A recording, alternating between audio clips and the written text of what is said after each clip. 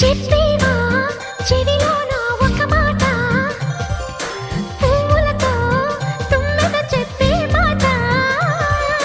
నీ చిరునవ్వు సాక్షిగా తాజ్ మహల్ నాదట, నీ పెదవంచు సాక్షిగా షాజహాను నేనట. నీ తీయని ప్రేమకి నా పెదవే నజరానా, నీ పైటకి నేనిక బానిసనే నెరజాడా.